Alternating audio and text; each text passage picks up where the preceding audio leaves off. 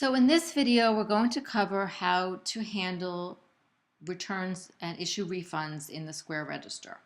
So the first thing we're going to do is go over to the main menu using this button in the lower left, the three lines, and we're going to go into Activity. And here's where we can access information about all our transactions and where we can issue refunds. So Square handles refunds based on the method of payment used originally. So credit card transactions are very straightforward. They will go right back onto a credit card. Cash transactions, we will be issuing refunds in cash in order for the cash management app in Square to work properly for us. And then the other, which is personal checks and gift certificates, will be handling in another way. So let's take all three types of transactions and show those one at a time. So, and a lot of this process will be the same for all three. So the first thing you're going to do for any type of return is ask to see the receipt and make sure the receipt's within the past 10 days. And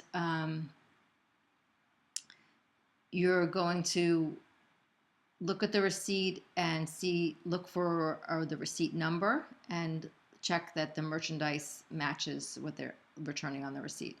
So, and then you'll also follow other procedures that we follow for whether this is an acceptable return based on the manual.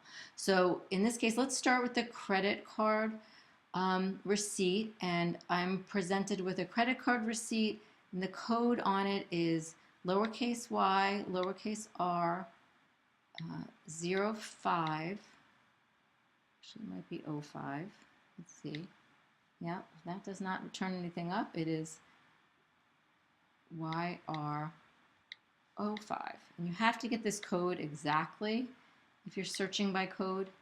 So that pulled up the transaction. Here's our credit card transaction. The date is 9/17. That was just yesterday, so that's eligible for return. And all you do is issue refund.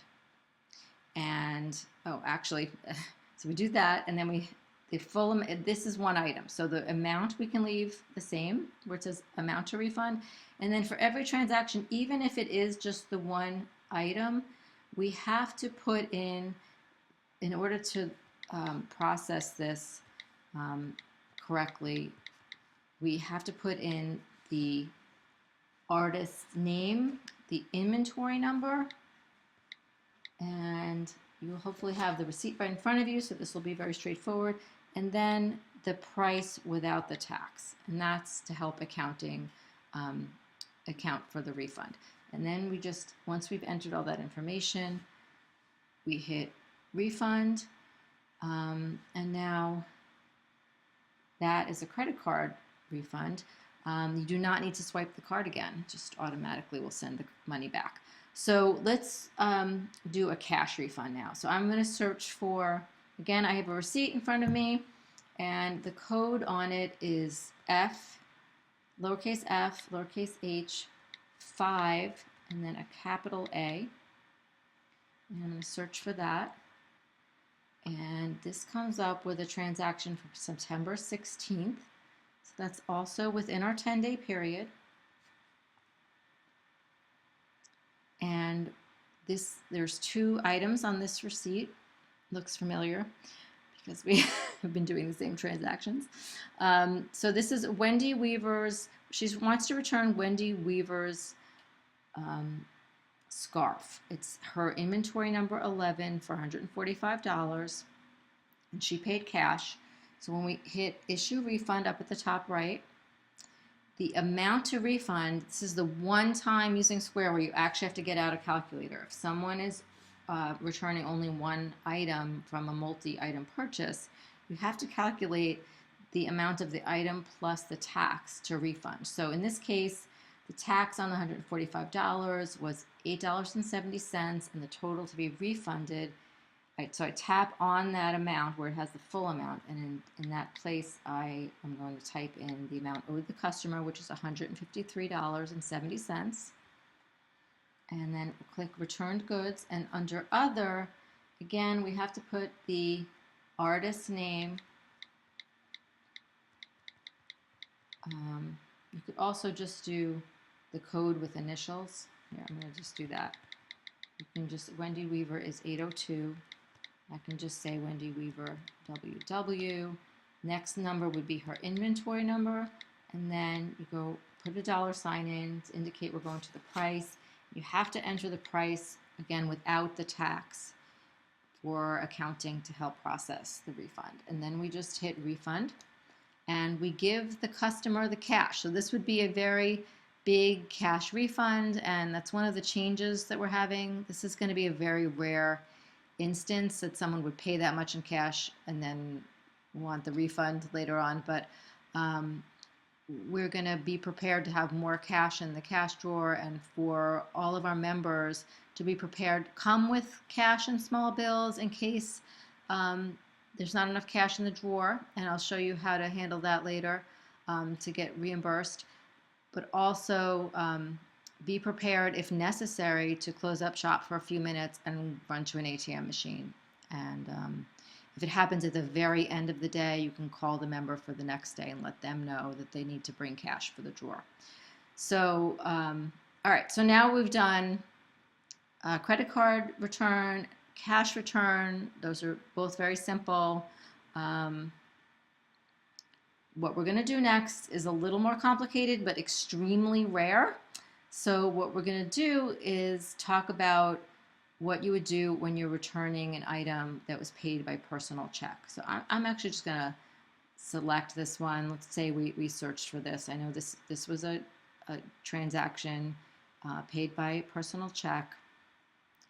We hit issue refund. It's going to be the full amount, so I'm going to leave that. And then I'm going to say returned goods. And again, we have to put in the artist. In this case, it's D Designer. And I'm putting in her code with initials, the inventory number, and then the price without tax. And I'm going to issue the refund. And then what we have to tell the customer is they have a few options. They can have a check mailed to them in this amount, and they would have to wait for that, obviously. They can, at this time, use this merchandise credit to buy something else in the store. And if they did that, if they went up spending more, so you need to, at this point, write down this amount. So this person has a credit of $86.90. You're going to need to either write a note to the treasurer to write a check for that amount, and you have to get the person's, if they want a check, you need to get the person's name and address, obviously. But we can give them the option, encourage them to shop right there and then by saying, okay, you have this much merchandise credit right now. So shop, feel free to shop around and see if there's anything else you want. And if they spend that money and more, great. You'll do a transaction where you would do a split tender, and you will show other and have it say merchandise credit for return in the amount of $68.90, and then they'd have to pay the balance as part of a split tender transaction. Or if they spend less than that amount or none of it, another option is a gift certificate. So there are gift certificates, Potomac Fiber Arts Gallery gift certificates in the desk drawer, and you can make one out for the full amount. You can offer this as an alternative to the check. They can have a merchandise gift certificate in this amount, or if they spent less than this amount, then the balance could be written as a gift certificate, or the balance could be mailed to them as a check. So that's a little bit complicated. This is very rare, so I don't think we need to worry about this. But in any case, if someone has a merchandise credit while they're in the store, like I said, write down the amount. If they buy something, did our screen go blank? If they buy something, then the money, you would select other as the method of payment, and in the note write merchandise credit for return. So that would be the third type of return. That same situation would apply if we're talking about a return on an item that was paid for with a Torpedo Factory gift certificate. That's anything that's we're dealing with under other.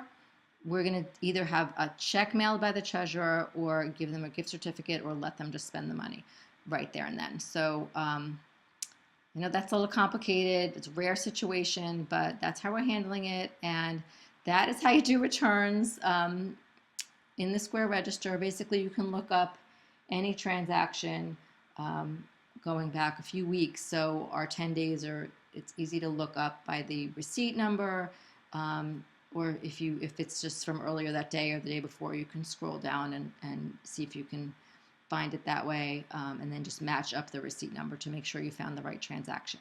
So this was a long one. I hope it's helpful, and hopefully we don't have too many situations like the third scenario that I described.